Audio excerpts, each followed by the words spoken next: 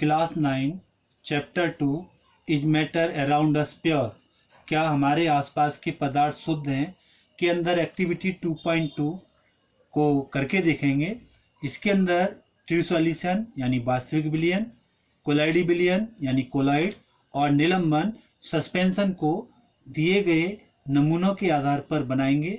साथ ही साथ जो इनके 4 गुण हैं, जो इनका पारदर्शी वाला गुण है, पारदर्शी, पारभासी और अपारदर्शी, इस गुण को देखेंगे।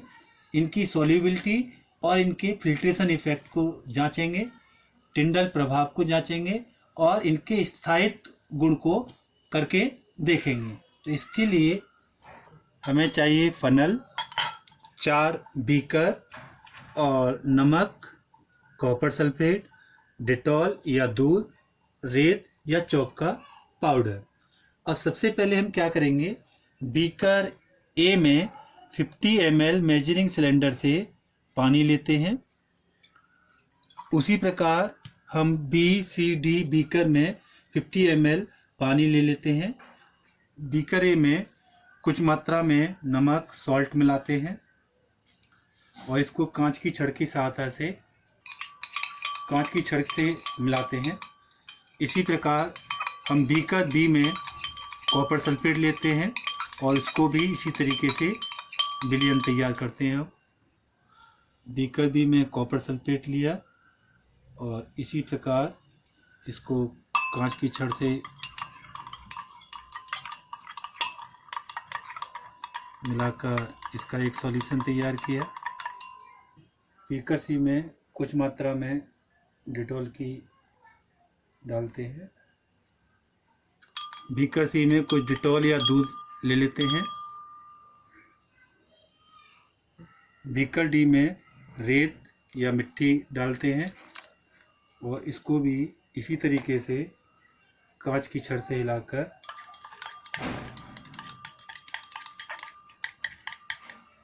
रख। अब जैसे हम नमक के विलयन को देख रहे हैं, तो नमक का विलयन हमारा ट्रांसपेरेंट है। जब हम कॉपर सल्फेट के विलयन को देख रहे हैं तो कॉपर सल्फेट का विलयन भी ट्रांसपेरेंट है। जबकि हम दूध या डिटॉल को देख रहे हैं तो ये हमारा ट्रांसल्यूसेंट, पारभासी है, धुंधला दिखाई दे रहा है। जबकि मिट्टी का जो या रेत का सॉल्यूशन है ये हमारा ओपेक, अपारदर्शी है। तो जो ए और बी सॉल्यूशन है हमारा ट्रू सॉल्यूशन है, जबकि सी जो सॉल्यूशन है हमारा कोलाइड सॉल्यूशन है और जो डी सॉल्यूशन है सस्पेंशन या निलंबन। अब इनको हम छान करके देखते हैं। अब एक फ़िल्टर पेपर को कैसे मोड़ते हैं ये जानना ज़रूरी है। तो सबसे पहले फ़िल्टर को एक हाफ फोल्ड किया। हाफ फोल्ड करने के बाद अगेन इसको जो क्वाड्रेंट साइड है उस पर फोल्ड किया और इसको खोलते कैसे हैं, एक कोन बनाते हैं, या तो इस साइड से खोलना है या इस साइड से, लेकिन ठीक बीच से नहीं खोलना। और इसको लगाते हैं हम एक फनल में।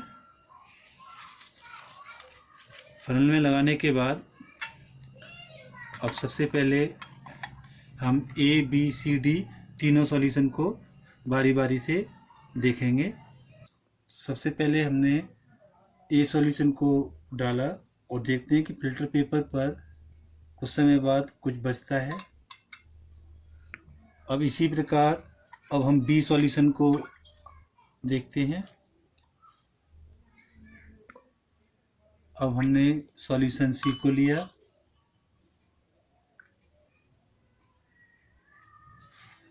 अब हम डी नमूने को लेते हैं और इसको भी छन्ने देते हैं।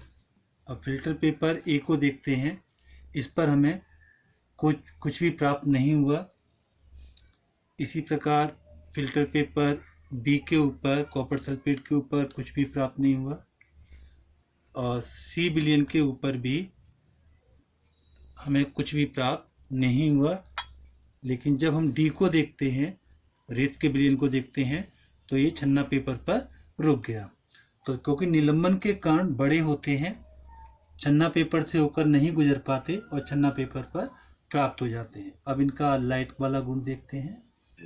अब हम टॉर्च से विलयन ए में प्रकाश गुजार करके देखते हैं, प्रकाश प्रकीर्णित नहीं हो रहा, नहीं फैल रहा, सीधा निकल रहा है। अब हम बी में देखते हैं, बी में भी उसी प्रकार प्रकाश सीधा निकल रहा है। लेकिन जब हम बीकर सी में देखते हैं तो बीकर सी में प्रकाश प्रकीर्णित हो रहा है और ये पूरा विलयन जो है दूधिया दिखाई दे रहा है। जबकि बीकर डी में अगर ये सेटल्ड फॉर्म में नहीं है तो प्रकाश प्रकीर्णित नहीं हो रहा, क्योंकि इसके कण बड़े होते हैं, जल्दी नीचे बैठ रहे होते हैं, प्रकीर्णित तो कर रहे हैं लेकिन वो प्रभाव उतना उत्पन्न नहीं करते। अब हम इनके स्थायित्व प्रभाव को देखते हैं, क्योंकि ट्रू सॉल्यूशन में विलय के कणों का आकार इतना छोटा होता है कि वो तली में बैठे हुए नहीं दिखाई देते, क्योंकि विलयन में घुल जाते हैं। तो ए और बी सॉल्यूशन हमारे जो वास्तविक विलयन थे, इनके अंदर विलय के कण नहीं दिखाई दे रहे। सी के अंदर क्योंकि कोलाइडल सॉल्यूशन थे, इनके कणों का आकार ट्रू सॉल्यूशन की तुलना में बड़ा होता है, लेकिन इसके कण भी तल में नहीं बैठते। लेकिन जब हम निलंबन की बात करते हैं, सस्पेंशन की बात करते हैं, तो ये तल में बैठ जाते हैं। अब हम इस क्रियाकलाप को देखते हैं। तो अब तक जो हमने गतिविधियों के द्वारा करके देखा था, अब इसमें इसको समझने की कोशिश करते हैं कि जो हमारी प्रयोग विधि थी, बीकर ए जिसमें हमने नमक पानी का घोल लिया था, बीकर बी पानी और कॉपर सल्फेट का घोल, बीकर सी में दूध और पानी, और बीकर डी में रेत और पानी।